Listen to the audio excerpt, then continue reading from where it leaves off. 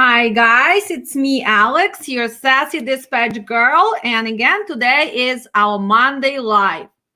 We're going to be talking about HOS, hours of regulations for new people in trucking, for the new dispatchers, for future dispatchers. You will need to understand HOS regulation and rules. Also, we're going to have a guest today. We're going to have CEO of Utech Corporation a little bit later, who is going to explain us what is the ELD, why are we regulated by fmcsa, what is a TMS, and all other good things which you need to understand in trucking. I'm going to give few more minutes for you guys to start sharing our live. Also, please ask us questions. But I'm going to start going and we're going to learn what is the HOS regulations. Well, first, I want you to get comfortable, guys.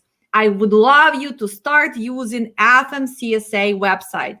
You're going to find all the resources there. You're going to find all the rules, lots of materials which you can share with your drivers, with your safety personnel, and also with your dispatchers. Well, what is the HOS? Hours of service, right? It's referrals to the maximum amount of the drivers are permitted to drive on duty, including their time and specifying numbers and lengths of hours.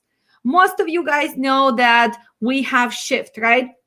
We have 14-hour shift. From that 14-hour shift, we can drive 11 hours, and then we have mandatory sleep 10 hours, right?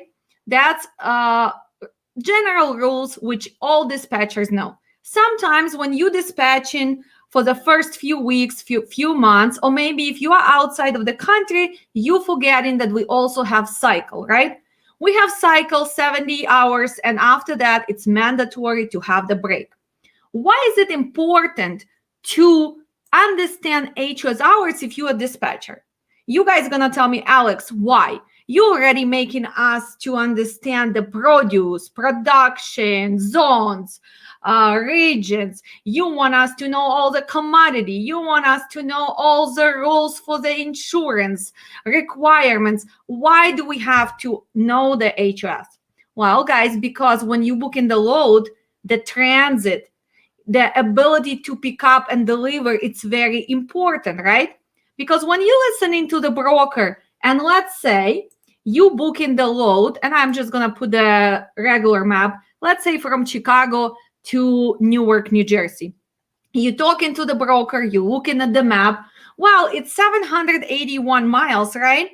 Okay, sounds great. When is it picking up? Let's say today is Monday, picking up at 12 o'clock. When is it delivering?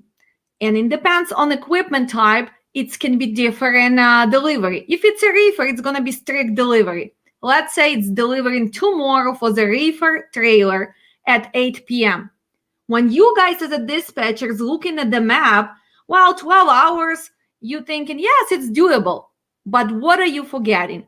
Well, guys, yes, you're looking just at the map. But don't you need to know how many hours this driver has on his shift today? Did he go to unload first? When did he start his shift today? Maybe he started 5 o'clock and he was still driving maybe from Appleton, Wisconsin. And he already used those 3, 4, 5 hours from his driving requirements today. That's why we're going to talk about this. We're going to ask why it's important to understand and how to choose a good provider. What is important? When you have a dispatcher, it's important that you have a responsible dispatcher who has knowledge, dispatcher who has logical thinking, right? Dispatcher who can deal with all this stressful situation. What do we want from the ELD provider? Well, probably we will ask them some questions, and we also want to make sure that they are approved by fmcsa, that they have good support. But before we're gonna go there, let's look at a few more things I want you to be comfortable with. Again, when you guys gonna go to fmcsa, you have all the rules and all the changes. I will ask our guest today to explain us what is changed on September 26th of the 2020? Because some changes were made. And some drivers are still confused how to use it. And you as a dispatcher, sometimes you guys need to help them. You need to make sure that understand what is the change in a slipper berth provision, what is the 30-minute break requirements, why did it change, what is adverse driving condition, right? Because we all confuse and we are using it wrong. The biggest problem I can see, it's a personal convenience. Well, as many of you know, I'm also a safety national director, and I do a lot of safety audits, and I help people to pass audits. And personal convenience, it's one of the topics which is misused, which is not explained to drivers correctly. And you as a dispatcher need to know all of this. Well, we're going to talk today about our guest, and we're going to actually introduce him in a few seconds. And I want to make sure that you guys are asking us the questions, whatever you want to know about the ELD. They are also going to talk about their TMS. And I think that we're going to first start introducing him a little bit earlier.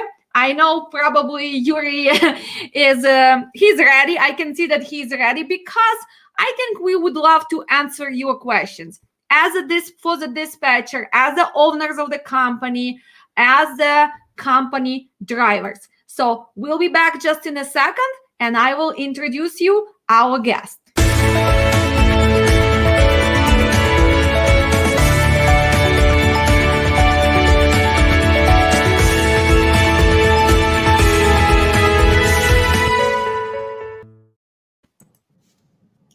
Well, hi, Yuri. Hello. I guess we are live. We're gonna see that we have some comments, so we're gonna be answering. I would love for you to start from the story. Tell us about your company. How did you guys start it? Did you just decide to make an ELD, or do you have carrier background? Because everybody's curious, you know. People asking me, Alex, how did you come to trucking? Well, it was kind of by mistake, but I am a carrier. Now I'm teaching. So everybody has a story. So I would love to hear your story. Excellent. Yeah. So thank you for having me on. Absolutely. We'll take all the questions we can, and it's perfectly fine to bring me on early. I think there is a lot to talk about when we're specifically focusing on HOS and ELD specifically. But as far as the story, yeah, for me personally, it started with a text message from a friend of mine. But apart from that, I'll give you a little bit on Utech. Utech actually started from inside a trucking company. So one of the young men at the time, about 5 years ago, was working as a dispatcher for a fast-growing trucking company in Illinois, and just saw that there is a lot of problems operationally. Or not necessarily problems, but the things that could have been improved.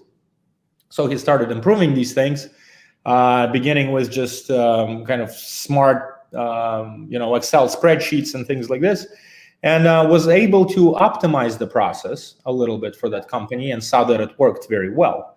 And then basically decided that he knows what he's doing, and thank you for him to thinking that, because he definitely knew what he was doing, and Utech was formed.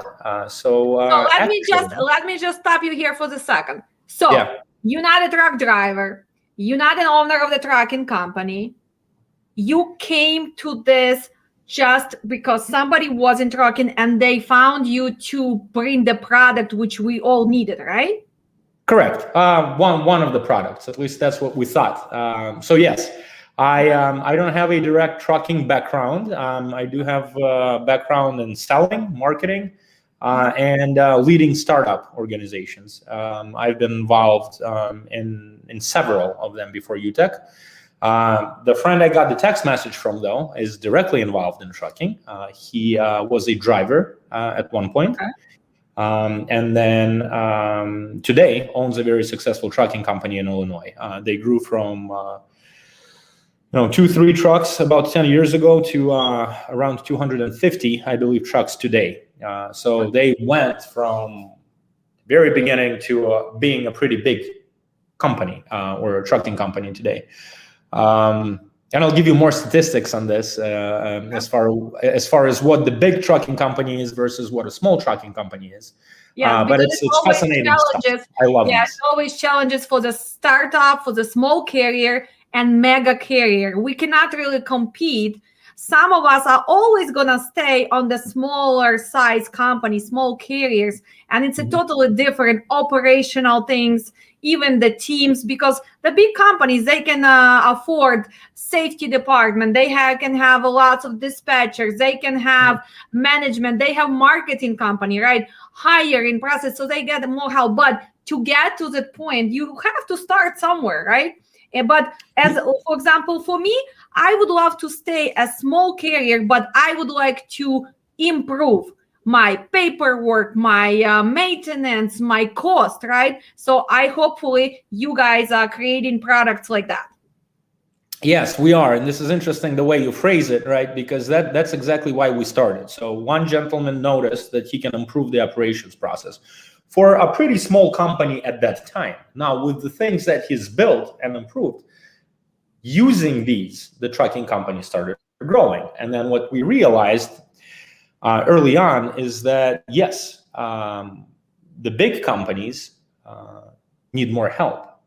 And this is where the software companies started focusing on, or who they started focusing on.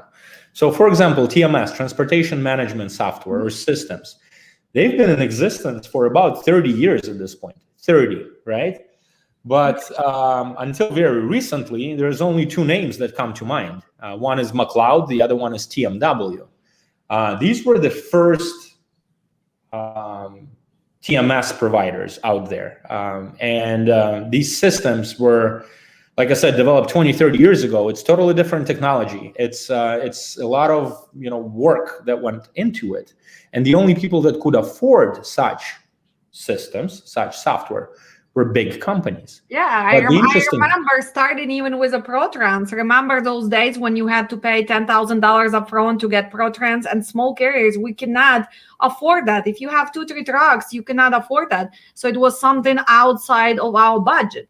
And then all these new trucks came, right? We have fuel. We need to make sure that we know cost. In my classes, I very stress out on this, that the good dispatcher has to know the bottom dollar. And bottom dollar includes all the cost, fuel, maintenance, ELD, all of these things you need to put, so you know that you cannot dispatch less than 210 for the reefer, because we have so many operational things which go preventive maintenance, right? Then you need to make sure that you have also set up some repair accounts. And people just cannot manage their money, because when the market is good, like right now, right, everybody's making money, but the market goes down, everybody's quitting trucking. So that's why I want you to tell us how those softwares, how's your extra, I know that you have products like dash cameras, can help to survive and grow, because everybody wants to be that your friend. We don't know the name. I can guess who it is, but we all want to be there. We all want to get to that 200 trucks. But this is you need knowledge, and you need to know what can you do with extra help like you guys, software, because you can gather the data, right? And you can help us say, well, Alex, you know what? Your drivers, for example, they driving and they stopped, or they do not stop the truck. You using so much fuel, or maybe they speed up, or maybe their loads are too heavy, right? I mean, it's a lot of things. Or taking loads to its cost. That's what killing your profits, because of the toll cost, right? So hopefully tell us, do you guys include all of that to figure out how to grow and be successful? Yeah, that's one of our focuses, actually, is the main focus for both our products that we manufacture, that we create. But I really wanted to just tell to the class, or to the listeners today, that out of all the trucks on the road today in the United States, 96% of all of these trucks belong to companies that are less than 20 trucks in size. So there is actually many small trucking companies and businesses, and only few big companies. And by big, I mean anything bigger than 20. So if we're now start to think about companies of 100, 200, or 500 trucks, or even 2,000 trucks, we're talking about a few hundred companies, maybe even less, right? I mean, it's amazing how fragmented this is, actually, the number of smaller carriers from 1 to 6 trucks is very high. So that's why even more, exactly. Even more than that, because as a safety manager, I understand this and also providing. And I don't want people to think, wow, I cannot grow and be a mega carrier. It's a family business. You can still make great profits. It's okay to just have 5, 6 trucks. You can be a reliable carrier. You can be a carrier who is following all the regulation, whose safety is great, and who is actually booking the higher paying loads because of the smaller size. Because sometimes mega carriers, if the management's lost or something is not done correct, sometimes the mega carriers can be nightmare as well. Just because they have 200 trucks doesn't mean that they know what they do. This is hard time, because first, you know as well how hard it is to find the team, right? To be on the same page, same as the dispatchers, to find a good dispatchers, to understand. But let's go back to ELDs, because we have a new dispatchers, people who are taking our classes, people who are eager to learn. And let's explain to them why the HOS rules are so important. And then we're going to go back to all your products and what else is going to help them. So let's start. What is the ELD? Why do we need ELD? Can I drive without ELD? What is the requirements? I am driving Volvo, but not a truck. Do I need an ELD, Yuri? So tell us. Why is it mandatory for whom? So let's start from that. Yeah, you can certainly try and drive without it, but for how long you'll be driving? I was talking about I can't guarantee that. I was talking about my SUV, not a truck. So do I have to have an ELD? Does the FMCSA ask me to have an ELD? So let's make it clear, because as I told you, we have people who just starting, they are confused. Why is it mandatory? So let's start from the beginning, when it's all became mandatory. When it's when we had a period of time when you could have had it, you could not. Everybody used paper logbooks, shredding them, throwing them in the garbage, writing the new set of rules. So let's go back like 2 years ago, 2.5 years already, right? Time goes fast. Yeah. So as far as the ELD is concerned, what is an ELD? Electronic login device. What does it do? It helps to keep track of HOS, hours of service. So hours of service rule has been in existence for many, many years, way before technology could help us keep track of hours of service. But as was just mentioned, people were rewriting it, changing it, and it just led to unsafe environment out there on the roads. And the government, the FMCSA, Federal Motor Carrier Safety Administration, very recently decided that technology is at a point now where it can actually help and ultimately minimize the safety risks out there on the roads. Let's just make sure that it's not something they made the rule just because they wanted other third party make money, right? Because everybody says, well, they made these rules because they want other parties to make millions of dollars, right? Well, let's be clear. They don't see any of that money. So that's definitely not the reason. Exactly, because we are not paying FMCSA for using ELD. We have so many providers, which is a third party, who are giving this device, which has to be certified by FMCSA. But don't we all understand that this comes up from data, right? Data and analytics. So probably it was hours and hours, and actually took years and years for them to finally made it mandatory. Look at this, because it makes it safer to be on the road when we regulate how many driver can drive, right? Because we are not robots. Those drivers, they get stressed out. They cannot keep going just because they were held and loading or unloading the shipper or receiver, right? They have to sleep. They have to rest, because if they are tired, if they are fatigued, we have all those crashes and the public involved. So I want to make sure that our new dispatchers understand This is something to make sure that carriers, commercial carriers, are safer on the road. And because they have these regulations, the public is not going to be involved. Look at this, 1,844 fewer crashes since we got the ELDs, right? And also we have less injuries per year, and we saved, 26 lives. Seems like not a lot, but guys, it's 26 lives which is saved. So that's why it was, because people, but new dispatchers, they don't understand why. Yeah, that's the main goal. So there is absolutely no doubt that this is FMCSA's and DOT's goal, not the money, right? Because it's a self-certification process in the United States, unlike in Canada next year. It's a free certification process. We, as a provider of an ELD, as a software developer, there are no costs directly to FMCSA. We don't pay them. But given that the safety goal is in mind, how can ELD help, right? What will ELD keep track of? And when is the data being sent and why, right?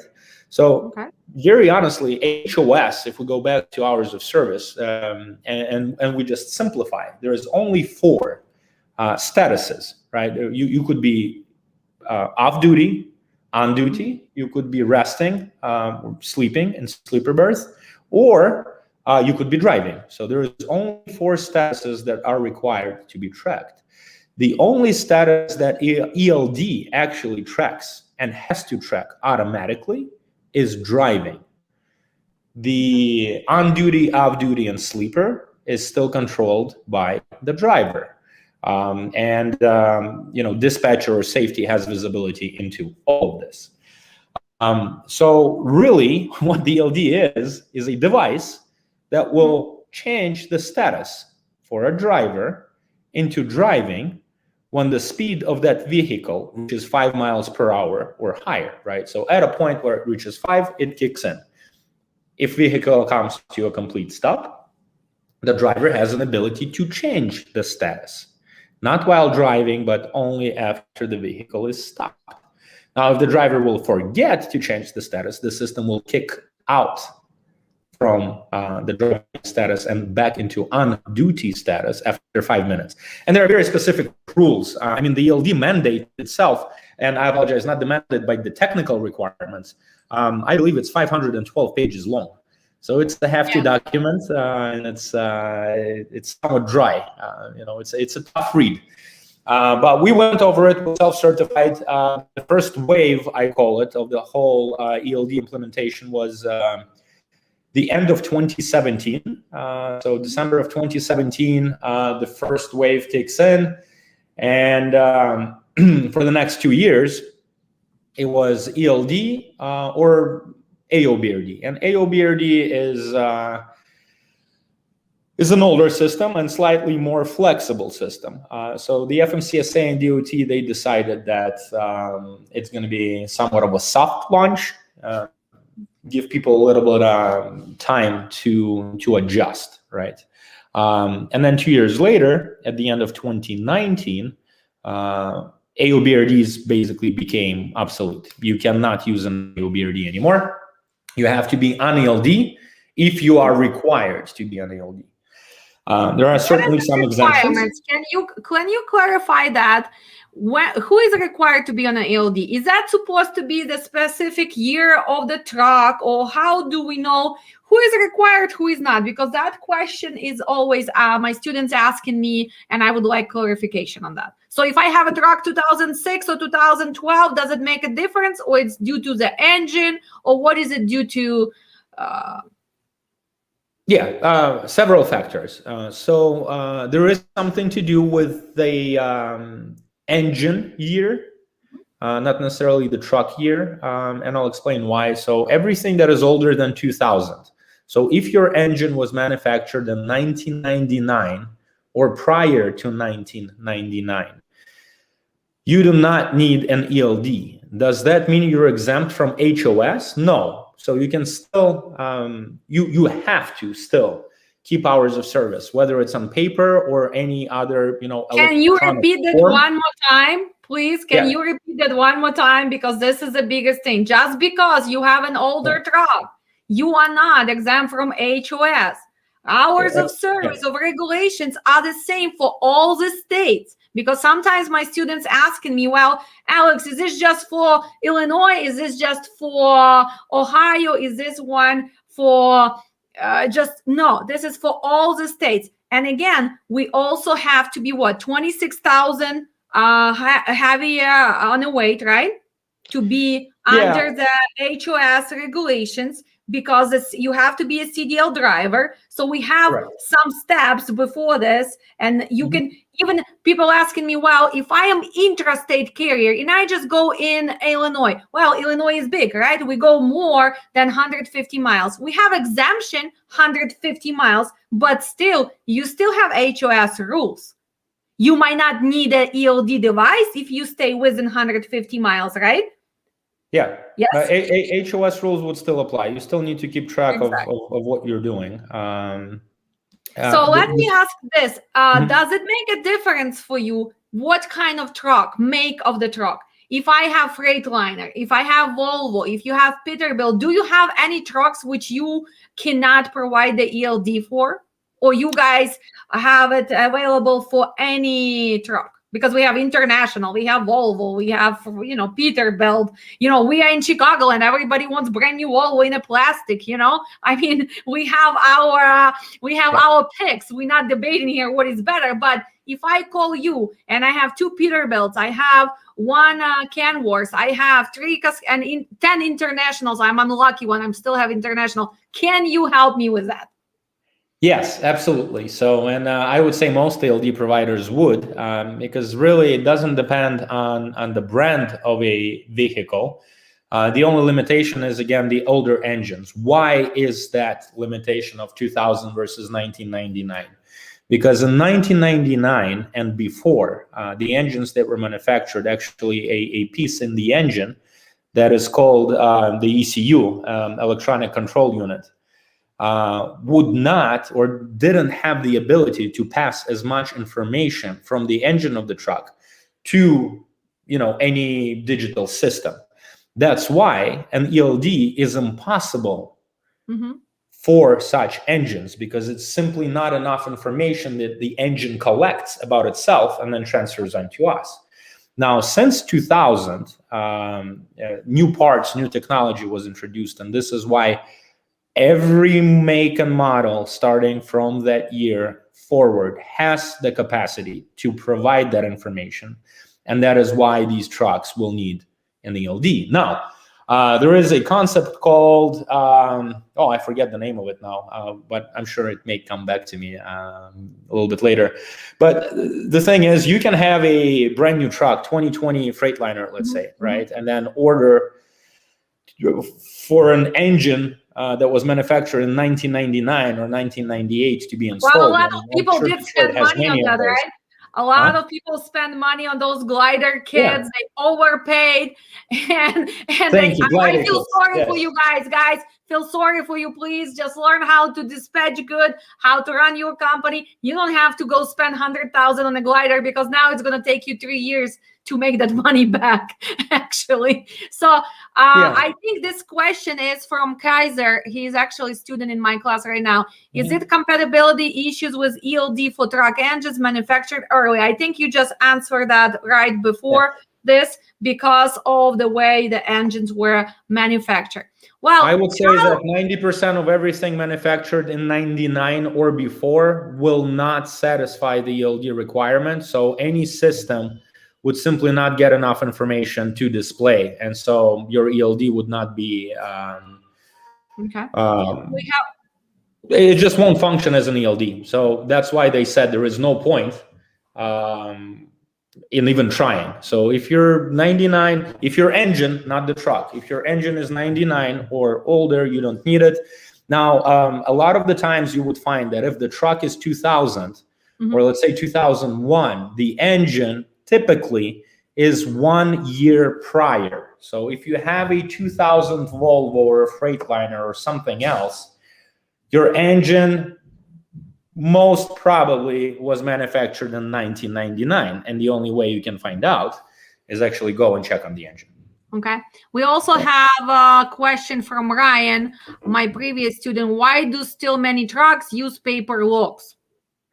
There are many exempt statuses. For example, we call them local drivers, and this is the exemption of 150 air mile radius from the location. So if you never go beyond 150 straight miles, they call them air miles, radius from your location.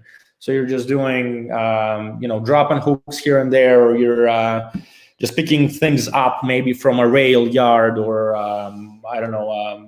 some sort of yard and bringing it somewhere else. You're not required, right? And I want to make sure that we understand, right? So it's going to be 150 miles from where your company registered, because today I pick up load 150 miles, I go to Milwaukee, I park there, another 150 miles, I'm always to Minnesota. So I cannot go 150 miles, and get to Seattle, Washington, guys. That's not how it works. So if you cross state lines, interstate here. If you travel more than 150 miles one way and you don't come back, you're pretty much required to have an ELD. So Class 8 trucks, some other car haulers. Sometimes you can buy, a Dodge Ram or a Ford F-150 or 3500, whatever. There's many models. You also are required to be under the ELD mandate. You must have a working ELD in your truck. But there are several exemptions, right? So livestock exemption, oil field exemption. So if you're transporting, live animals, you have a little bit more flexibility than if you're transporting, 2x4s or whatnot, right? Because there's, lives that depend on this. But overall, if you're looking at, dry van or a flatbed operation, and it's you cross state borders, you pretty much have to have an ELD. There is another exemption that says if you do less than, and I apologize, I don't remember the exact numbers, but if you do less than 3 or 6 days in a running 30-day period or something like this, that you can be exempt as well. But again, these are pretty rare situations. But also remember, we just had a COVID, right? We had an emergency loads, which we were not exempt from HOS. We just did not have to do restart 34 hours. Yeah. That was a big confusion as well, because a lot of drivers, they print that letter and they say, well, I can drive nonstop. I don't have to sleep. A lot of them, they got violations. A lot of companies misuse it. But also, I have another question from Ryan. My owner-operator goes to Chicago to Atlanta on paper logs. Well, again, it depends on the truck he has. Probably his truck, maybe his engine is prior 2020, 1999. So that's why. But if he does not have that and he goes to Chicago to Atlanta on paper logbook, well, Ryan, flash news to you. We have people who do not follow the regulations. And as a dispatcher, you know that. We have dispatchers who take solo transit as a team transit. They put the fake drivers. We know all of this. We try to find a way how to be compliant, how to be safe on the road and make money. Let's go to the part where we made those rules. So can we touch up on this? Yeah. So there was another question. I'm sorry. I just have to read it. Why so many trucks still use paper logbooks? There's many reasons. So some of the reasons, like we already mentioned, they can, if it's an older truck, or they're exempt in one way or another. Or maybe their specific operation doesn't require it. Depends on what kind of truck and class it is. But in other times, they're simply doing it not in accordance to law. And maybe they're just, lucky or unlucky until a certain point. Things will change, right? But they shouldn't be. Even that distance, Chicago to Atlanta, it's very unlikely that you will be exempt unless you have an older truck, So or maybe probably, I some mean, relief efforts, right, or yeah, something he's like this, that you have a different paper that says you should be able to do this. Under normal circumstances, you are under an HOS and ELD mandate at this point. Unless he bought that glider kit, right? He spent Yeah, 100,000, then no problem. Absolutely. and that's no Again, doubt. if the engine can't give you this data, there's nothing else you can do. Just use paper logs and you're fine. Okay, so since we are going back, let's see what's changed in September. So a lot of people are confused about that adverse driving, about the new slip in berth provision, right? Mhm. That we already kind of touch up on the short haul exemption. We're not gonna. So let's talk about adverse driving, the break, 30 minutes break, and of course, then we'll go to the personal convenience. So adverse driving. What is adverse driving? When can I use it? If I am in a bad mood, Yuri, can I use it adverse driving? I am driving, traffic is terrible. I want to use it extra 2 hours because everybody pissed me off. Can it be adverse driving? Yes or no? In that specific example, there is a chance that it can be used, and I'll explain. So it doesn't really depend on your mood. So no, we having fun here. You know, you have to get used to my sassy attitude because it's getting more. And Draken gets more. Yes, and I want to call this out. So because of your bad mood, no, you can't, and you should not. But because of traffic, it is possible. Now, there is a very specific language that FMCSA put out, and that was actually a clarification of the rule. The rule itself didn't really change in September 26th of last year. So what happened? The adverse driving condition, that's the name of this exemption, right? Always existed. Not many people knew about it because, again, unfortunately for many, it was just easier to learn how to rewrite the paper logbook versus getting into details and figuring out what is proper and normal, right? So we didn't hear about this rule that much, but now FMCSA clarified the rule for the first time. So before it says adverse driving conditions, you can add 2 hours of on-duty time and 2 hours of driving, but it didn't really say what adverse conditions meant. So a lot of people just attributed these to bad weather, and a lot of people didn't even use it because, again, they didn't know what bad weather is. If it's foggy outside, is that considered bad weather? What if it's just rained a little bit, right? Or what if it's snow that I can't see further than 5 feet in front of me? So which one of those is classified and which one is not, right? Okay. And so a lot of people just simply said, you know what, this is too confusing. I don't want to deal with this. I'll just rewrite the whole thing, right? So that's people, they were doing it. So what happened on September 26th, there was a statement from FMCSA, and the statement simply went into greater detail about what adverse conditions mean. And now they say, and it's not a direct quote, but it's going to be close to direct. I've read it so many times and explained it to people so many times that I pretty much know. Actually given you official definition from FMCSA. So here we go. There you go. Snow, ice, sleet, fog. Yeah. Or other adverse weather conditions. Fog or other adverse weather conditions or unusual road or traffic conditions that were not known or could not have reasonably been known to a driver immediately prior to beginning the duty day or immediately before beginning driving after qualifying rest break or sleeper berth period or to a motor carrier immediately prior to dispatching the driver. So right here, again, I am dispatching the driver. We are in Chicago, right? Let's example, 5 p.m.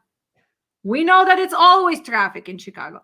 Can I use, if he's picking up 4 p.m., he has to go through downtown Chicago. It's traffic every day. It's a rush hour in Chicago, in Newark, New York, all the big cities, Atlanta, Miami. Can it be used? Probably not.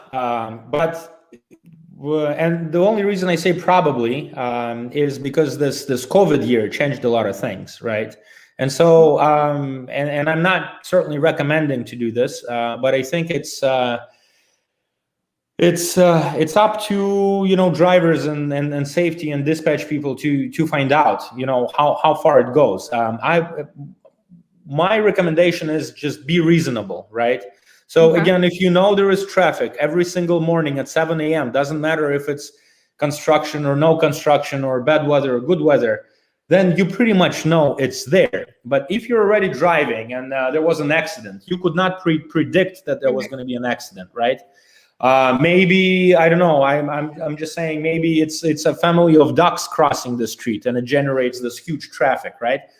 It's unpredictable traffic. So at that point, and because you're already in the middle of your shift, not before the shift, you reasonably didn't expect this to happen. And in that portion, and at that point, you absolutely can use that. But in the situation that Alex just described, I would not recommend it. But so the driver can use it in the app. He can choose. You have an option, adverse driving, and that is going to extend his shift for what, 2 hours, right? Not only the shift, but the driving as well. The rule extends by 2 hours, both the driving within the shift and the shift itself, from the point that you turn it on. And some ELDs don't provide that function, and very honestly, ELDs should not provide that function. It's just for the driver and for dispatcher and safety to understand this. So even if your ELD device shows a violation, you can explain to the official DOT officer that it's not a violation and it should work. But GPS tab, our ELD product, for example, makes it very easy for the driver to use it. So if I put, let's just clarify. If I put this in an adverse, I added it to ours, it's not going to be in red. It's not going to show a violation on your product because as you said, some of them, they don't have this option. So then they have this red violation. And we know that how many days do we have to have? 7-8 days on a logbook. So you can be having this violation today. You did not get stopped. 5 days later, you can be stopped. And if the officer goes back and he sees this violation, and I am telling you this, why? Because I am dispatching the owner operator, and he used this, and he got stopped 6 days later, and the officer gave him violation, and I did not know how to fight it because actually it was misuse of it. Why? Because it was not adverse driving. It was not snow. It was not accident. He was just trying to get back home, right? So he used that adverse driving. He misused it. That's a big difference, misusing all this. You just have to be reasonable. You see, if you read this rule, and that's exactly what the rule stated, it leaves some gray area, right? And maybe it leaves it on purpose. But I mean, there's, we're all normal, smart people. I mean, if you use it too much, misuse it, you're going to get caught. Maybe because they say other road conditions. They don't describe what other road condition is. But if it's something truly unexpected, if it's something that truly held you back, you can and should use it, right? But you should only use it if you can explain it. If you really truly believe that was unexpected. Otherwise, it's not going to work. It worked one day, not work the other day. It depends on who you're going to get as an officer, right? As an officer. Or in what mood they may be. Exactly. We're all human, and sometimes it's just a joke and you're going further, and sometimes it's 10 hours out of service. So I wouldn't advise, if you wouldn't believe it, many chances the DOT officer is not going to believe that as well. But do they give you more flexibility with that explanation than before? Yes. And do some ELD providers try and make it a little bit more user-friendly for their drivers and dispatchers and safety? They do. We definitely try for a system to be very user-friendly, but it's definitely not a requirement. They say simply put a note, and that should be good enough for a DOT inspector. Which in some cases, again, may work, in some cases may not. So what changed exactly as far as adverse driving condition is they made the explanation or the definition a lot more specific than it used to be. But again, these 2 extra hours of driving or of on-duty time, it was always a possibility. That did not change. What changed is the definition. Now people are more comfortable using this exemption. And you know, this is one of these flexibilities that a normal legal ELD provider can provide. And you know, it's being used every day. Okay, let's go to that 30-minute break. What changed there? What changed there? There is quite a bit of change. It depends on who you talk to. Some people say it's big flexibility and it changed their whole life and business. Some people say it did not affect them at all. So I'll try and explain it very, very simply. But before September 26th, you needed to take your 30-minute break before you reached, oh my God, what was that hour limit? 3 hours? 8 hours? 8 hours of on-duty time. Here we go. Thank you. On duty, that changed to driving time, right? What that potentially means is that you may take your 30-minute break later than you were allowed prior to the update. Or in some situations, you never need to take that because you may not have 8 hours of straight driving in your shift, right? Okay. So for some reason, for some people, exactly, for some operations, it is helpful, right? There is another, so this is when you need to take it. So before it was before 8 hours on duty, right now it's before 8 hours of driving. There's another thing that changed. And that other thing is that before you needed to take it in an off-duty status. Right now you can actually take it in an on-duty status as well. I believe that's the way it goes. It is on-duty, non-driving, off-duty, sleeper berth, or any combination. Or any combination, as it is consecutive. Here again, guys, please. I am so tired. 29 minutes is not 30 minutes. 31, it's okay. 30 and a half, I'm okay with it. 27, 28, not enough. Same as the PTIs. PTI has to be at least 15 minutes. And let's be realistic.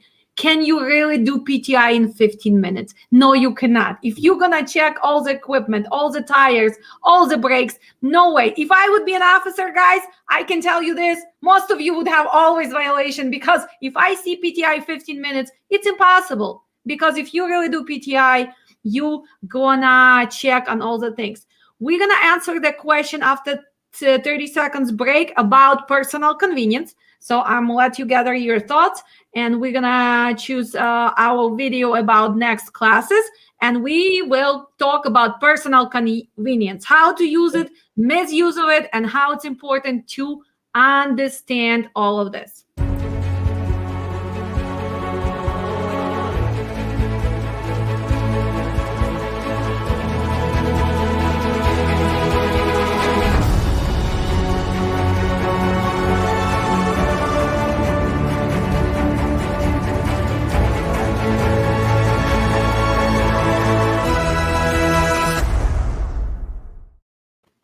And here again, Ryan is asking us, how can you explain personal, not convenience, but convenience when we can use it? And agriculture exemption, we're not going to go through that. But let's talk about personal convenience. What it is, why so many drivers are misusing it. Yeah, I can start. I can certainly start. But I had one more comment on our previous topic, and this is the 15-minute PTI. The reason people are used to 15 minutes or 30 minutes is because the logs that were printed, the paper logs, the minimum amount of time change on the paper log was in 15 minutes increments. And so the least you could use was 15 minutes.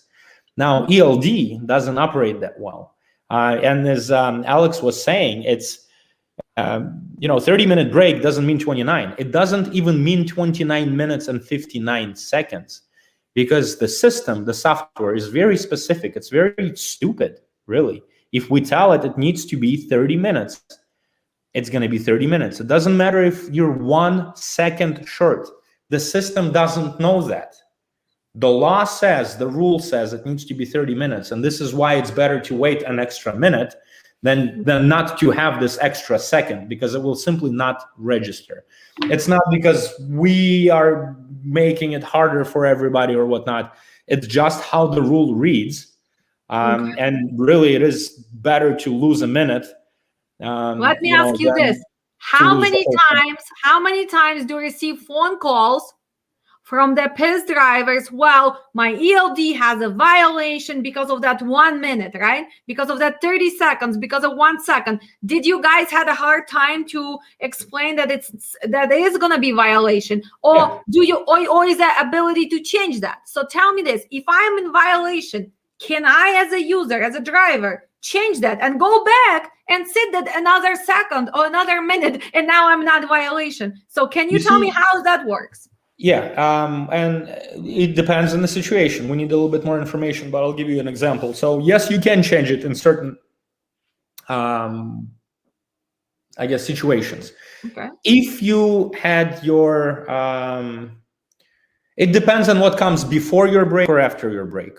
If you don't have direct driving registered, yes, you can change on duty to off duty, or if you had extra off duty minutes, you can choose 1 minute or whatever, 30 seconds, and you can change it, but the change is still going to be visible. So can you make the legal change? Yes.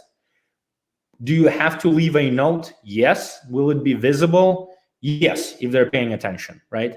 But if you have driving right prior to that or driving right after, you cannot shorten or move the driving.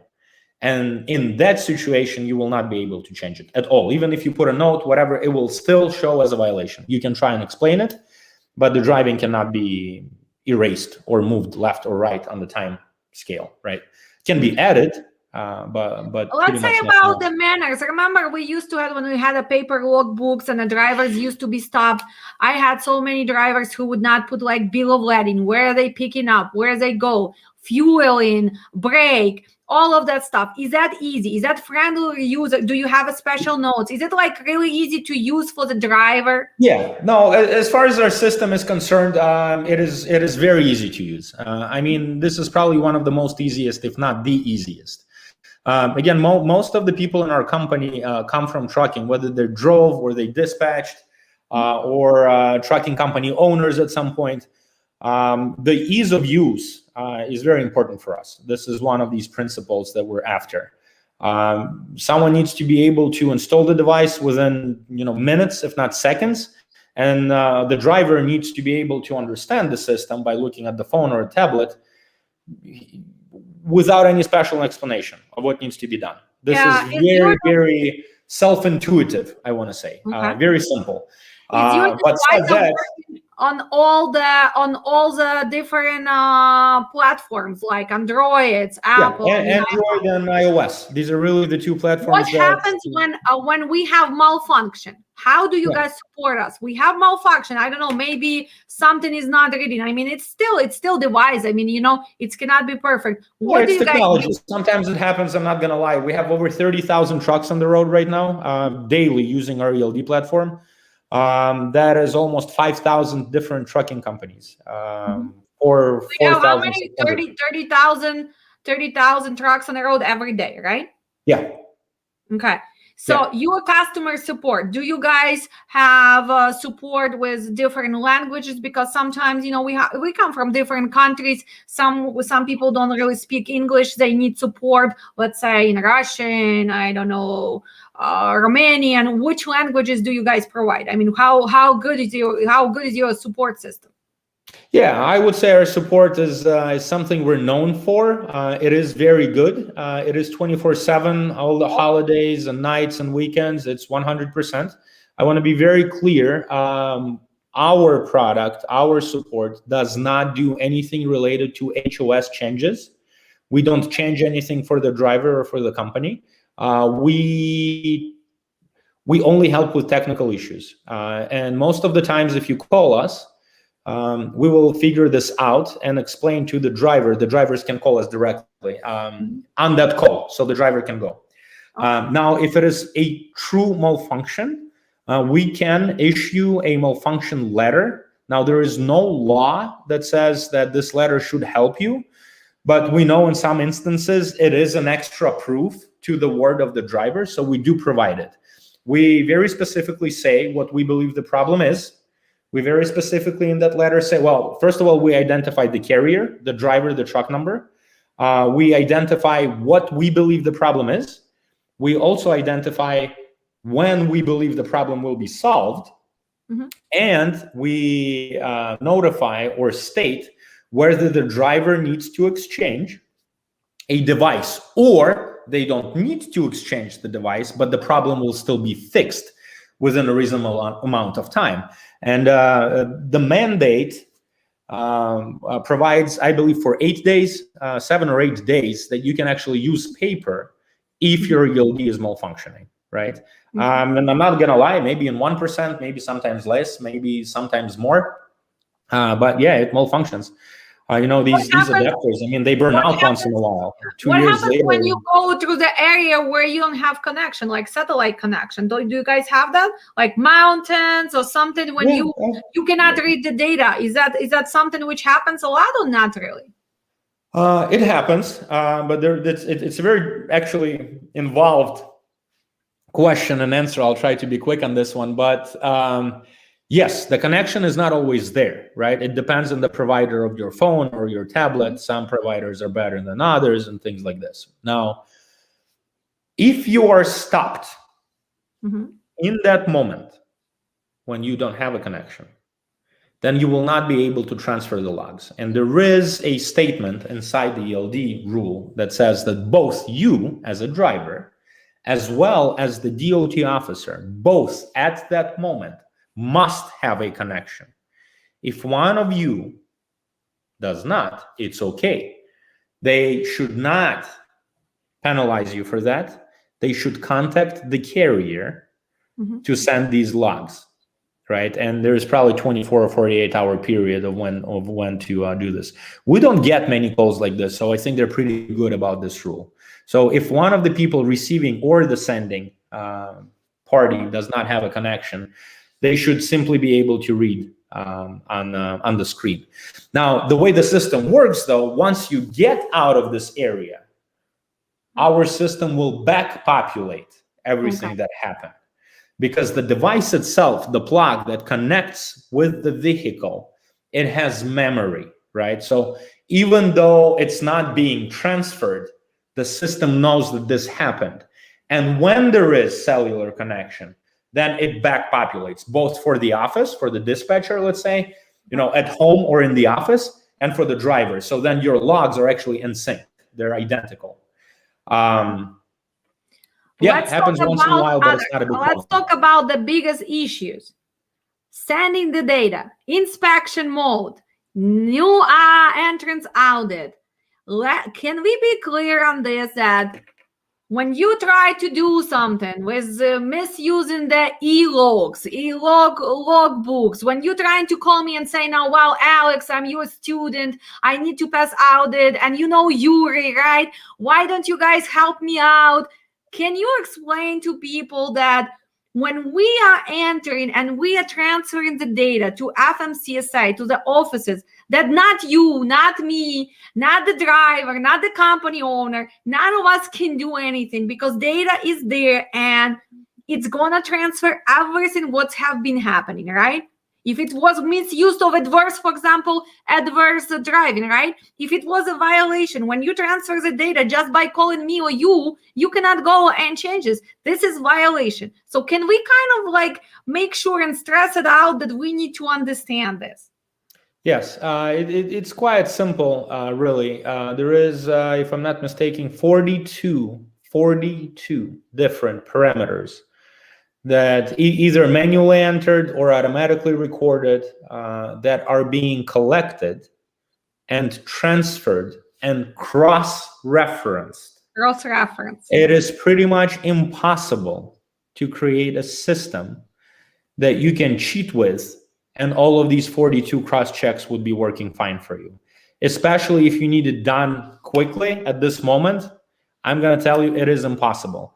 Unless you have, rocket scientists and developers, one per driver, that will be just rewriting code nonstop, which becomes simply financially impossible, it is not possible, right? It is not possible. The people that claim that you have this extra flexibility,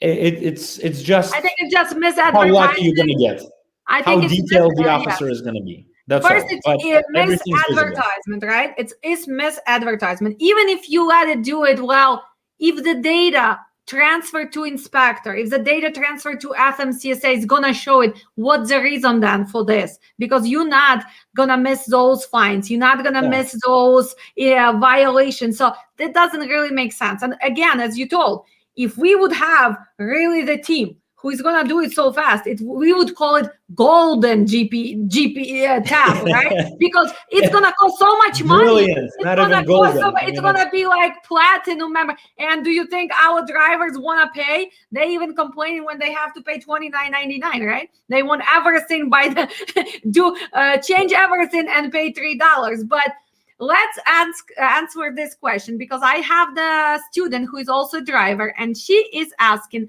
afternoon, I have a question. As a truck driver, how can I get records from the e-log? Can I print it directly?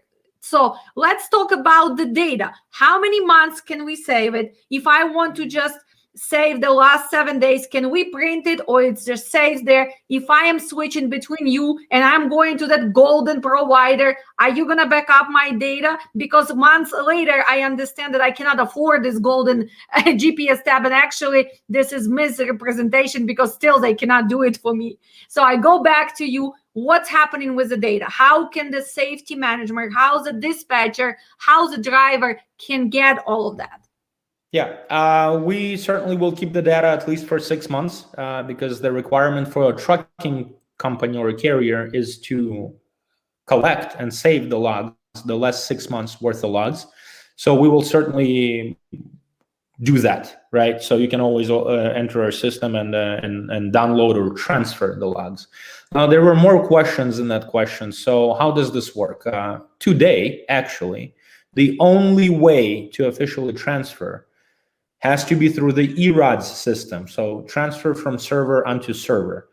The driver, and this is more to a specific question, right, of a student here, is that as a driver, the ELD system from your application is supposed to be able to transfer the data from today, whatever point of today it is, 7:33 in Chicago, for example.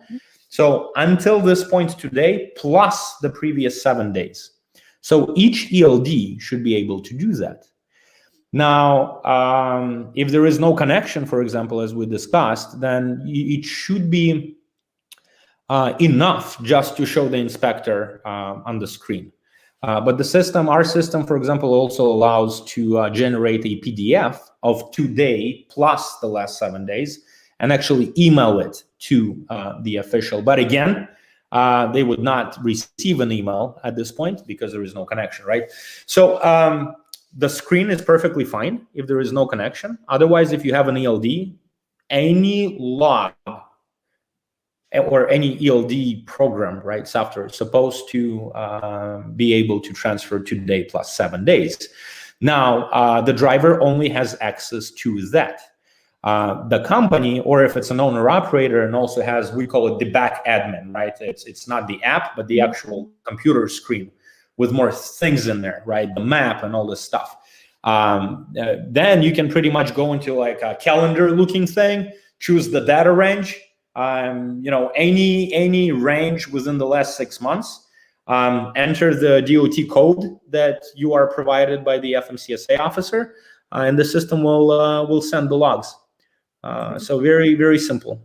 I think we have another. What is the frequency? Well, that's an amazing question. And this is the biggest confusion out there in the industry.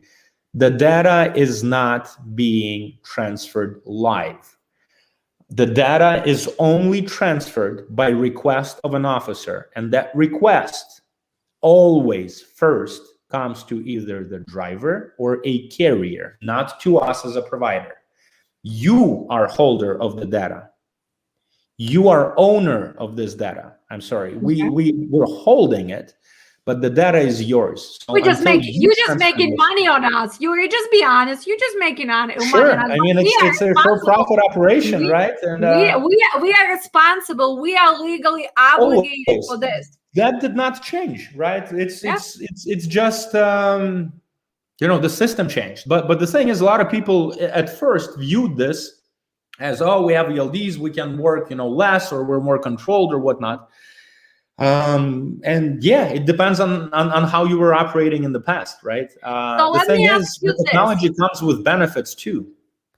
Let me ask you this, because a lot of people, like you said, they misinterpreted it. So if the FMCSA inspector calls you directly and says, Yuri, I want you to transfer data on this carrier. Let's say Alex Transportation. This is MC number. I want data on all the drivers. Can you do that? Yes, but we will not do that. So again, there is two answers to that. They should go to driver or carrier, and carrier has the ability to do that. They should never come to us. If the carrier is insisting that, oh, the system is not working, and contact Utech or GPS tab, and when they contact us, we're going to say, no, our system is working perfectly fine. But we'll send them back to the carrier. We'll say the carrier has ability to send it. If they have any problems, the carrier must ask us in writing to send this, and then we will assist. We will not send information directly without your permission, or we need a document, FMCSA or police or anything else. So if it's an official body and they come with a subpoena that was approved by the judge, then basically we raise our hands. All of us have to go by the rules and regulation, but this is already, we're talking about something unusual, maybe fatality. Very unusual. Yeah, very unusual. Very unusual. I don't think we'll send them back to you first. Yeah, but did you ever have this happen for the last 2 years? Probably not really. The subpoena, no. The requests from FMCSA asking us to send something or help them out. Yes, we occasionally get these requests, but again, our operations process is to contact the carrier or the driver and basically tell them that, look, FMCSA is requesting on your behalf. Please contact FMCSA and deal with them directly. If you need assistance, send something in writing, an email to our support and say, hey, I need help transferring such and such month or day or week or whatever to FMCSA. Here is the numbers and we can assist. Well, how about people doing 2 accounts on one? Then the driver can drive 24 hours. Really? Volodymyr, come on. You my previous student. I can talk about it. This is very easy. So it has nothing to do with ELD. ELD doesn't know which driver is real, which driver is not real. You can put up to, 10 drivers and misspell your name and all this stuff. And maybe on the road, you pass the inspection, here and there. But again, think about the 42 different parameters that the system cross-checks. And I'm going to talk about one of them. It's actually a very, very interesting point. But imagine this. Imagine that you're a company of, let's say, 20 trucks. And then you have an office audit. And you have these ghost drivers, they're called, right? Or you have the 2 accounts. So they're going to come to you and they're going to say, hey, you know what? I need to see records of these 3 drivers. And you're going to provide these records. And then in these records, they will see that these 3 drivers, for some reason, they work 1 week, and then they don't work another week, and then they work again for a week, and then they don't work another week. And then they're going to ask maybe for payroll. And then they're going to see that, your drivers are working half the time that other companies, but are being paid the same amount of money, if not more. Right? So there's going to be a lot of misconsistencies there. And again, not a very experienced, not dispatcher, I'm sorry, but the DOT officer can already spot these things and they know what to ask for. And we've seen many failed audits when people do this. They either have different, providers for the same driver, or they have, fake names and things like this. ELD doesn't know who's fake, who's not. You can put my name with a Y, or you can put my name with a U, right? And to the system, the system doesn't know who I am. So can you enter fake drivers? Yes, you can. ELD will allow you to do this, But how are you going to explain it? It's pretty much impossible. And So also it's not a good way. You're getting stuck somewhere, right? You have two Yuris, one with Y, one with I, right? Where's another one? Okay, you can get lucky saying, well, he just stopped by on you the can get lucky on the road once in a while. And again, just for a short period of time. 6 months to a year. But again, when audit comes, besides even the making, you need to have the driver qualification files. Now they need to be in your random drug program. They need to have all other clearinghouse. They need to be enrolled. You need to have so many fake documents to actually support this fake drivers. And guys, when we come to do audits, it's just you can see it right away. So my point is, guys, let's learn how to do it safely. Let's learn how to make sure it's productive and we are profitable, because cheating the system, it's kind of getting old. We have all the systems in place. You can learn the rules. There is so much flexibility, Alex. You're absolutely right. There is legal flexibility that just requires a little bit of knowledge. Even the slip and burst. Let's talk about that slip and burst right now, because people don't understand that 7 and 3 hours, it can actually so beneficial, but they do not explain it to drivers. The safety management do not explain, and we could avoid all those violations just by simply telling them how to use it.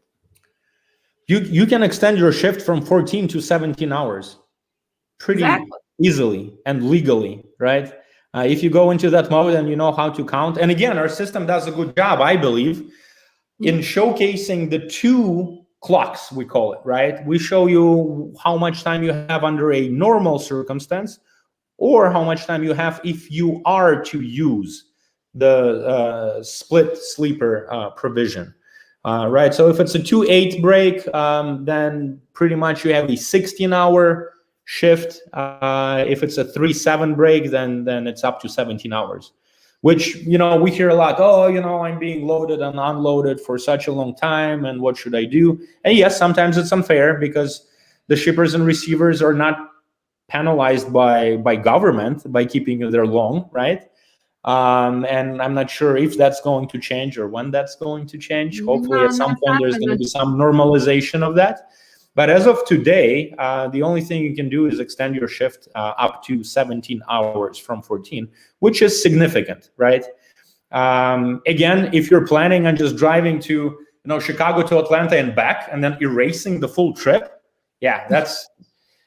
you'll even be caught on paper, most likely. And it also comes with a good dispatching, because as a professional dispatcher, for example, it depends what you're dealing with. Your shippers, receivers. If I'm delivering to Walmart, I know it's going to take 3 hours and more. If I'm picking up in CNS, if I'm going to Cisco, if I'm going to Kroger, if I'm going to Americold, that's why we have to be professionals, because knowing that, you can tell driver, well, it's going to take us 4 hours. Why don't you use the 3 hours of duty towards your 10-hour sleep, right? So then after you get loaded, right, you can keep going and make the transit. Yeah, I'm gonna tell you a little bit about a very useful resource. I believe it's a new resource. It's actually our Instagram channel for GPS tab. So if you just search for GPS tab on Instagram, we post almost daily these little kind of rules and explanations of what that means and how you can use it legally. There is flexibility. You just need to understand the law. You need to understand when and how to use it. And you should be perfectly fine. I mean, the steps are being taken. So look at this, guys. Exactly. I did not even know that. You should have told me before. I would that's something new. Yeah, we try and give you a little bit, inside look at our team, as well as, useful tips. Like one of those you'll find in there, and I know we wanted to talk about it, is how to choose a good ELD provider. Well, it really depends on what's important for you. If you're asking me why we're different, the main thing for us is that we don't tie you into any contracts. You are free to leave after even 1 month of using our service. We definitely put ourselves on the line. If you don't like it, we are at a loss. That means we didn't do something good and you left for someone better. Okay, so let's say no contract. So if I'm coming today, what is my cost? If I have one truck, I have to buy probably ELD device. What about connectors and everything else? So approximately, what is the price for that? It's not approximate. I'll give you exact. So if you're buying one connector, it will be either $200 or $240, depending whether you need a Volvo connector or cable, right, or not. If it's a direct 9-pin plug-in, you won't need it, so it'll be $200. You have 30 days to return it in working condition for full refund.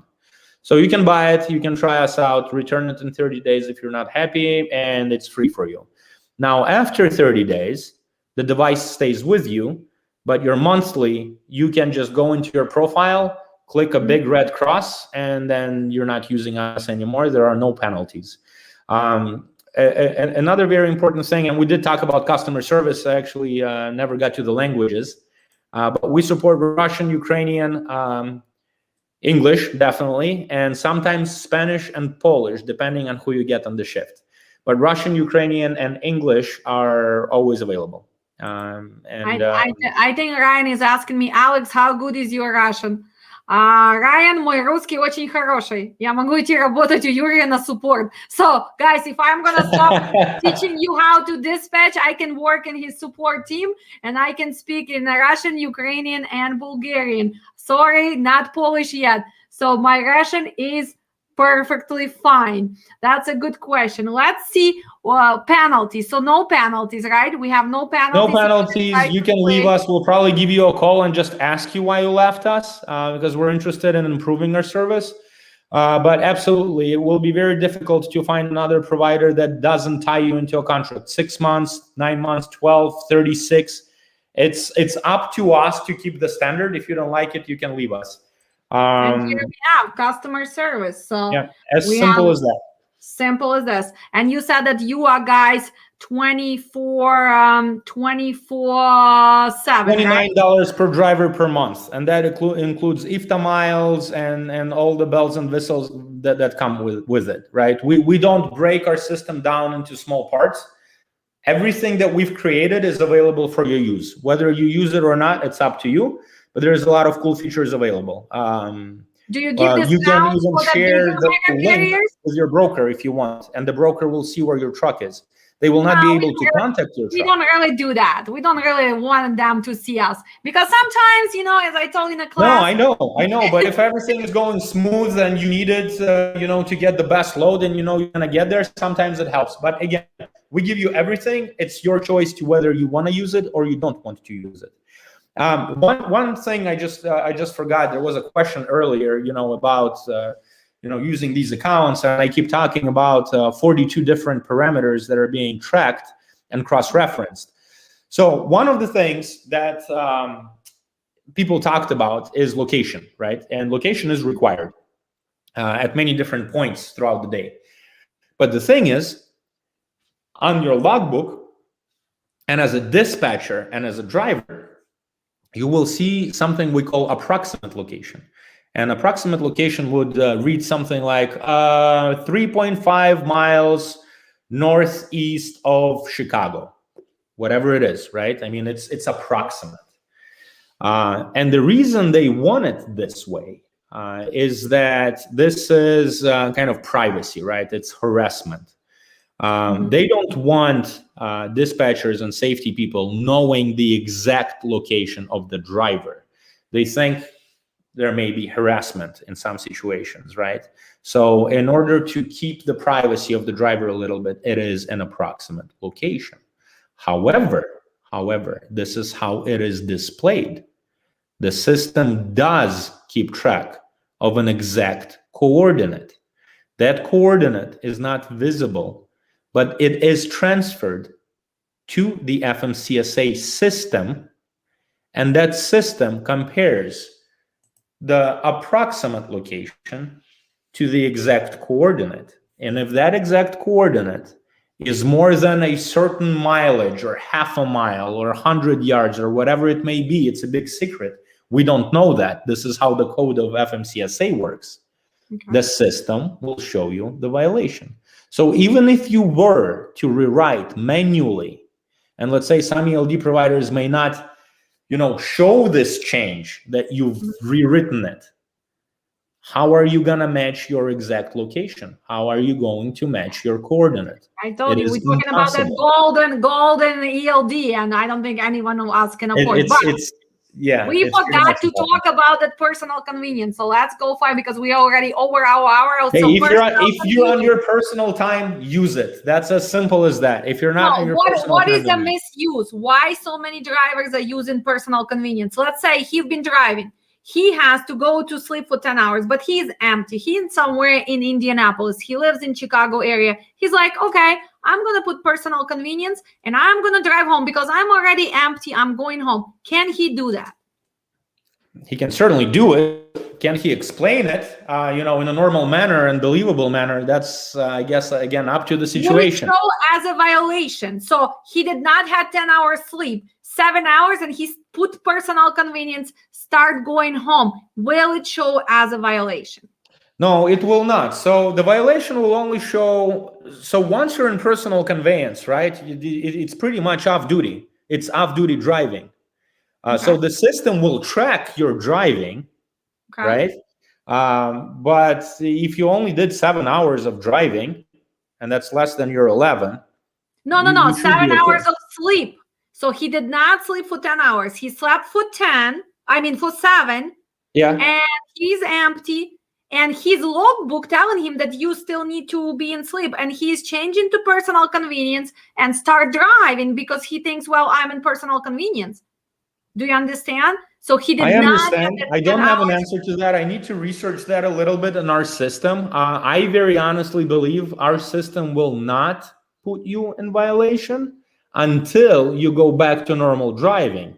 Then the system will realize that you did not spend your 10 hours, and it's gonna show up the next time when you're gonna be on duty. You know what? I can research that, and maybe we can post it as a little blog article or something in the comment to this session later on. Okay. I'm going to look into this. I just don't want to, lie or come up with stuff. I can double check on that for you, and I can definitely. So what else? When we have your ELD, it's user friendly. It's not that expensive. You have support. What else? What about the IFTA calculations? Right? Do you provide it as a free or miles? Yes. No. It's included. It's included in $29 per driver per month. And you can just go into a calendar feature and choose any date range, whether you want to see what your driver did today or in the last week or in the last month or a quarter, right? Typically people submit by quarters. So that is all possible.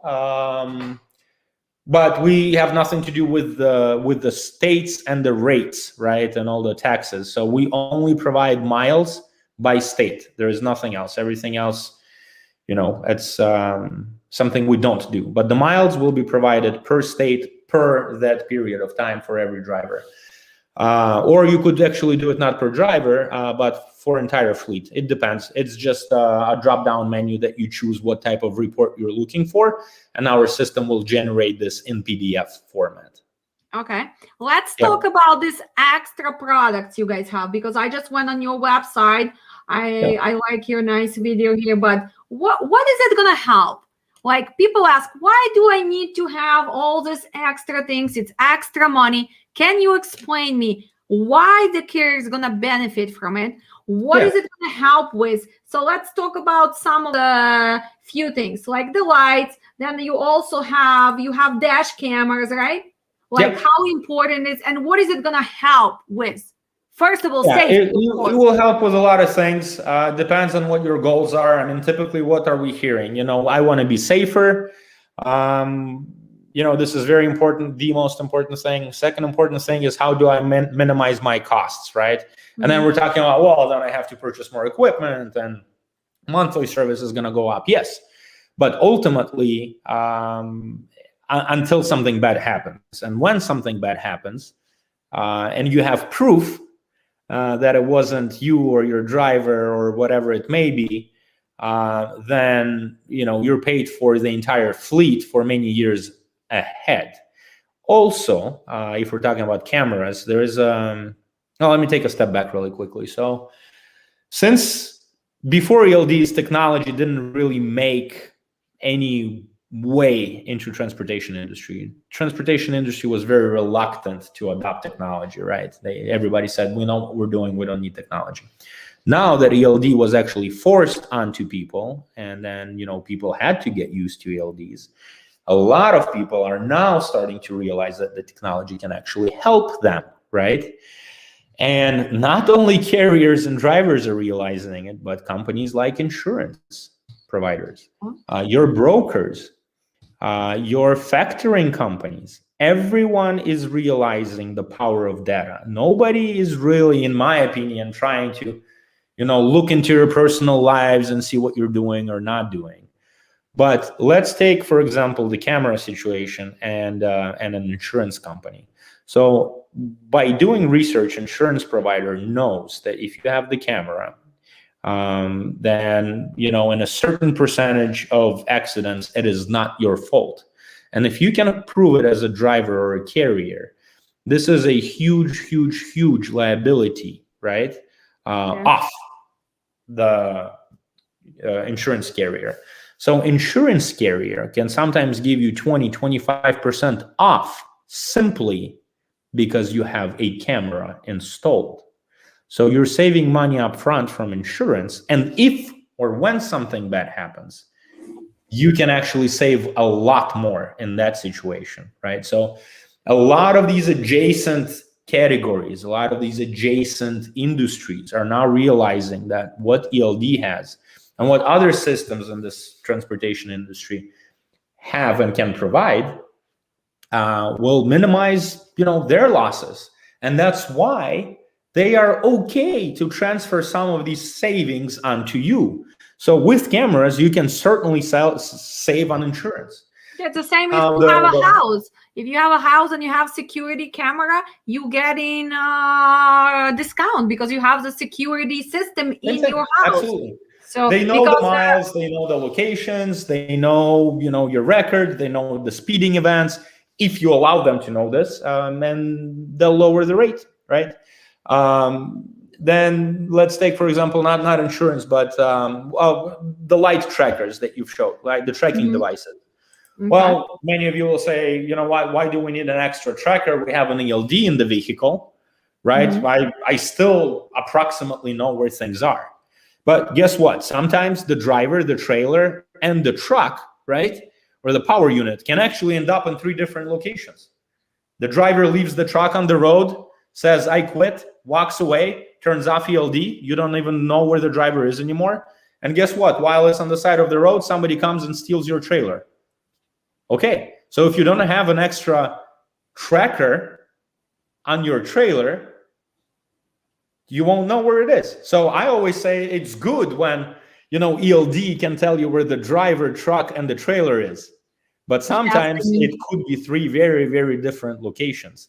And to buy the trailer tracker, which would really cost you $10 a month on our service, and how much are the new trailers right now? $72,000, $78,000 for reefer. It's 72, 78,000 brand new reefer. Yeah. And by simply buying a $200 light, installing it, and paying us $10 for the service, so we know exactly where it is at any given point, I think it's worth it, right? But we're talking about smart truck, and we're talking about how to become that mega carrier, because you need to understand that some things it's kind of mandatory, some cost. If you want to succeed, are you gonna hire dispatcher without knowledge, or you gonna hire dispatcher who knows how to dispatch? Are you gonna get the ELD provider who doesn't have support? This is a part of the cost. And that's what we need to understand. The trucking, this is a professional industry in the cost. And some things are actually going to save you money in the long run. You cannot just concentrate, well, I am paying for dispatch extra 2% because she knows what she's doing. Well, yes, because your gross is going to be higher. You have 10 trucks and my dispatch is bringing you 2,000 more a week. We're talking about 20 grand a week. Extra profit, right? You have an extra security you saving on your insurance cost, because I'm also insurance agent. So you saving more. Then you have all the drivers. You sometimes don't even see them in months and months, and you have disagreements sometimes. Do you want to recover your load? Do you want to find your equipment? Do you want to redeliver? This is just all the parts of the smart business. And nowadays with technology, I think we stepped so much ahead with everything, and you just have to be naive, or you have to be very cheap owner of the company who thinks that he can save. But in the end of the day, you lose more money. he's gonna lose more money, because efficiency and cost and productivity and profits, it's already different class. We probably have to teach managing, understanding all of this. But I have one more question, because they text me directly. Actually, driver who I dispatch right now, he's asking me in Russian, but I'm gonna translate. He's asking, can the DOT see which speed a driver use during the day?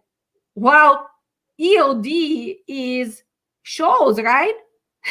The speed yes and no. This is available for a carrier, right? So the carrier has an access to the report that we can see the drive speed, right? But that is something that is not transferred to DOT with the actual ELD file. Now, in some situations, if it's a fatality accident and there is investigation, or sometimes it's not fatality, but it's pretty bad, or whatever it may be, DOT can ask directly for the speed report. And my understanding is that some providers have it, some providers don't. Some people want them to see it, some people don't. In our case, we have it, but it is up for you, driver or carrier, to show this report to DOT or not. What about insurance agency? They also can request that, right? They want to see can, how. Again, it's up to you. They can request it manually. They can request it through an API connection, and then basically its location, its speed, or its total mileage. Here's the thing: even though technology is super actively involved in this industry right now, this is still only the beginning. Let me give you one example. And we touched on this before. Actually, Alex was really good about this. She said, listen, hours of service are very important. How are you going to pick a load knowing that your driver needs to rest and they're not going to be able to do this on time? So what some brokers started doing, which is a good step forward, but it's only a tiny step forward, right? They said, provide the location of your trucks. So before I actually give you the load, I will know that you are able to pick it up within 2 hours, let's say. Yeah. But how are you going to know this from location only? I can be the closest truck, but I have no hours to drive a 34-hour restart. I suddenly become the last truck in line to get your load. Not a lot of people are asking for this data yet, but as we go for the future, a lot of people are going to get a lot braver. The lawyers are going to do their stuff. They're going to figure out how to properly ask for this information, and the systems are going to talk to each other. So you're simply not going to receive a good load, a nicely paying load, or to a good location, or you're not going to get a repeat load if you don't provide location, hours of service, and many other things. Potentially, this is the way I see it, right? Well, it should be that way. And actually, I think the gap is here. Let me tell you this, because I am here to teach the professional dispatch, and I am begging brokers, please, hours of service is as important for you to understand as for us dispatchers, as for the drivers. Yeah. It's not just the Google Maps, because how many times they look at the Google Maps and even their software, you coming from upstate New York, and they tell, well, it's going to take you this many hours. Am I swimming through the Lake Michigan? No, I'm not swimming. I am the truck. Am I going to head the traffic? Yes, I am. Plus, I can be at the same yard at your pickup. Doesn't mean that I can make the transit, because if I still need 10 hours to deliver this load, but I have 3 hours, that's the purpose of today's video, to make sure that dispatchers understand that transit and hours of service for the drivers have to go together. When you listening, when is it picking up? When is it delivering? And I do not believe in some dispatchers tell me, well, my company does not let me access to ELD. How can you be a pro dispatcher? It's impossible. You cannot text driver every 2 seconds. How many hours? And let's say good dispatcher, we dispatch 10, 15 trucks. You cannot keep texting, oh, let me know how many hours on the cycle. And you cannot remember all of that. That's why my question is for all the people who in the transportation, you want your dispatchers to succeed. They need to be able to view the ELD hours for each driver while they talking. That's why I don't have. You can pre-plan better too. You know, Exactly, you don't have to search for a new load every single morning, right? You can get to a point where you book your trucks, 2, 3, 5 days in advance. Depends on your operation, of course. Other question is also liability. Let's talk about liability. If I know that my driver has only 5 hours or 6 hours and he has to hit restart in the middle of nowhere, right? Do I want as a carrier to have a truck full of, let's say, frozen beef, right? Frozen beef sitting somewhere for extra 34 hours. No, I want, because if you are smart, you don't want and then he's going and maybe he goes to casino, he goes to visit somebody. I don't care what he does, but do you want your commodity sitting there unattended, right? No, you don't want. So that's why it's just so important. And that's my dispatchers asking me, especially new ones, why do you send us all these rules? Why do you tell us? Because this is a part of succeeding in trucking. Look, business is complex. All sorts of different businesses, they have their own complications and complexities, right? This is definitely not an exception. This is probably one of the most complex businesses. Amount of things you have to know and keep track of, and the liability aspect of this is huge. So if you want to succeed, you just need to understand this. You need to dive deeper into all of this. But honestly, the systems are there to help. The way they were pushed on you, the way this introduction happened, it was tough and abrupt and probably not the best way. But ultimately, the good thing that it did, it introduced this industry to technology. And now this industry is a lot more open to get benefits, from technology. And plus, this automation is what it's all about for the future. Look at the things we can help, because this is our money. The fuel economy, usage, fuel level, all of these things are coming with the preventive inspections of the truck. I mean, our system can show you that the coolant level is low, and then you can simply react and add more coolant before your truck stops in the middle of the road with the load, and then you need to tow it to the nearest shop and lose time and money and everything else. Which products helps with this? Is this that's the ELD product actually gives you the truck diagnostic as well, and it's the same price. The price doesn't change. So it is included, right? Yeah, it's between 9 and 12 parameters that our system reads and displays for every truck. So from coolant levels to oil pressure and the temperature and fuel levels and any fault codes. So you can actually see, if there is something wrong, and you can act quickly before something bad happens, right? So we just believe that it's easy for us to provide. Engine gives you that information, and our plugs do read this information, so might as well show it to you. Again, since we have no contracts, if you're happy with what you see, and if we help you, prevent a repair in the middle of the road just by topping the coolant or something simple like this, right? Then we really don't see why you would not continue using us. Exactly. It's a lot of benefits, and I have been actually user of your system for 2 years now. Our company uses.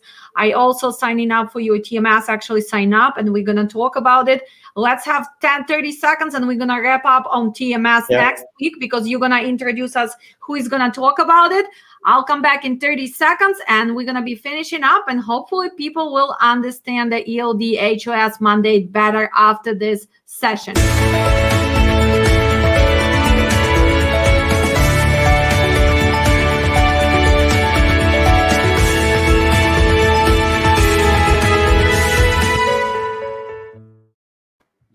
Okay, So I like that music. It's actually pretty cool. you like that. So let's tell them what are we gonna have next Monday, because we're gonna have someone from your team joining us, and we're gonna be talking about your Utech TMS. Let's tell everybody what TMS means, because some people are still confused in the terminology TMS. Yeah, transportation management system or transportation management software. This is your operations center. I never mentioned Utech actually started with development of TMS, not ELD. It's just ELD was there at the time, and we figured, well, it's the government mandate. Government was going to help us sell it, basically, right? That's how we looked at it. So we put a pause on development of TMS and went with ELDs. Now we're actually approaching some of our customers and showing them our TMS system. TMS is very powerful because this is your central hub. Everything can be tied into TMS, from your fuel cards to your toll system pass, to Your factoring accounting, companies, to QuickBooks, everything. So then you have one hub and you can operate the whole thing. ELDs can be tied into your system as well. So well, we've we're not developed our gonna own. steal this from your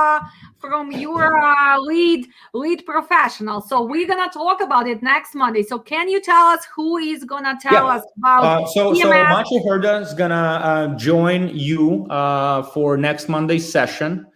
He is our product director on the TMS side of things. So he can talk to you about the importance, about the integrations of with other software that we have, how it makes your job a lot easier because everything is streamlined. Your accounting becomes just a breeze with it, because everything automatically ties into the system. You don't have to search in different places. You don't have to log into different software programs. You have everything, under click of a button, basically. Everything visible. We keep developing it. We keep expanding our integrations, and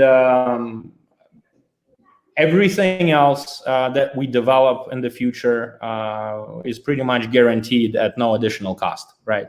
So all the updates you get from us for free. If we develop something, so far we've never raised prices for updates. Well, sounds good. And I also want to make sure that we announce our partnership with you guys. So anybody who is interested to get the GPS tab, you guys can go on our website and you can just click on the demo and you will be connected to GPS tab. This is a simple form. And hopefully you all enjoyed. And again, I want to thank you a lot for spending the time. And I know we went over because this subject is so complex. And you and me, we are talkative people, right? So sorry, guys, if it took a little bit longer. Hopefully you learned some new information. And we just wanted to make sure you guys stay safe on the road, that you're compliant, and you are profitable in this business. This is a reason of choosing the correct ELD provider, correct TMS, knowing what you're doing, and actually having somebody who is open about this, who knows what you guys doing. So it was a pleasure. I know I met you 2 years ago briefly, face to face. Now I can, I feel like I know you for years, just because after talking for 2 hours, feel that we are on the same topics, and we are just here to help everybody to succeed, because safety of the company is so important. It's going to affect your insurance cost.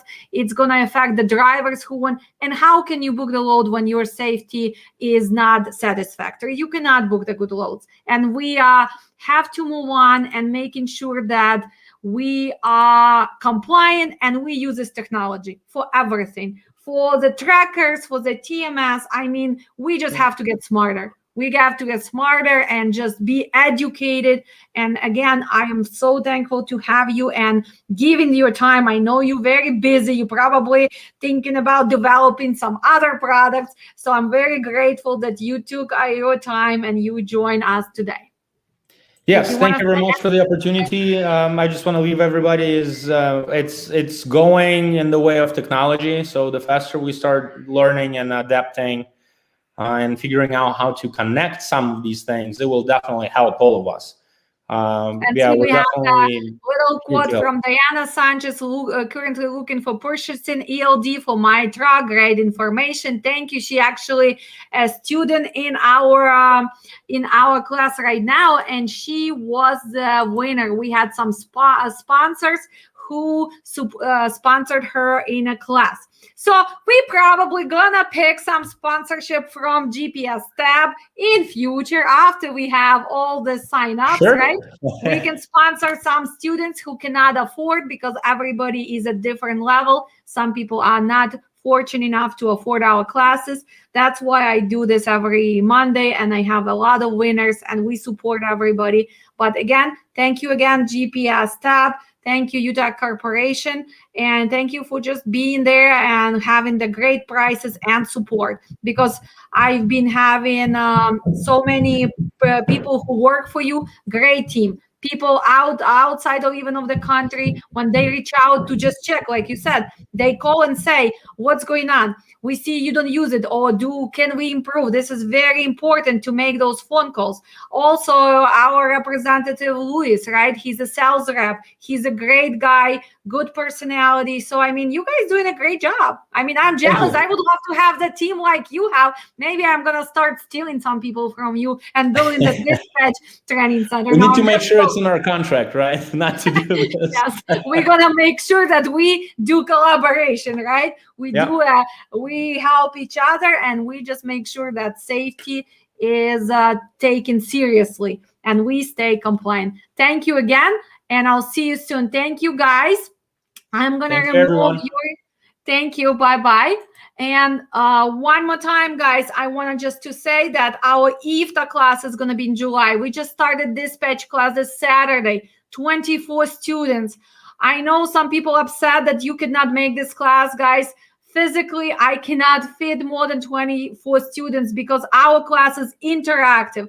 Our classes are intense. I am sitting there physically for 4 or 5 hours, and I want to make sure that you know what you're doing. Hopefully today it's helped you to understand the meaning of HOS, importance of the transit, knowing how to book the load, understanding what does it mean. Is your driver fresh on hours? That means, can your driver make this transit? That's what it means. When broker asking you, is he fresh on hour? How far is he? Well, he can be 10 miles away, but he does not have enough hours. In case if you know his HOS hours and you know he's going to hit restart going to California, well, what do you need to do? You need to make sure that your delivery is 34 hours later, right? But do you want to have liability? Do you want to have that cargo sitting somewhere in the middle? It's a lot of things to be concerned. And I'm here to help you because it's me, Alex, your sassy dispatch girl. And we're going to have next Monday our leading product manager in Utech Corp, and he's gonna talk us about TMS, your accounting, your DQ files, all your safety management system in one software. And you can integrate it with a GPS tab or logbook. You can integrate with your fuel card. So all of those things which you guys are so worried about, IFTA, safety audit, how can I do it? Well, simply, you can use this great product. You can sign up for our classes, guys, because our next IFTA class, July 17th, I do not teach IFTA without actually real filing. That's why I only do after second quarter, after the third quarter. You know me, guys. I'm hands-on. I'm going to show you what to do, what not to do. And of course, our safety training. I love you all, guys. See you soon. Stay safe on the road, and I'll see you on Saturday. Make sure homework is done. It is optional, but you know me, it's mandatory. Love you guys.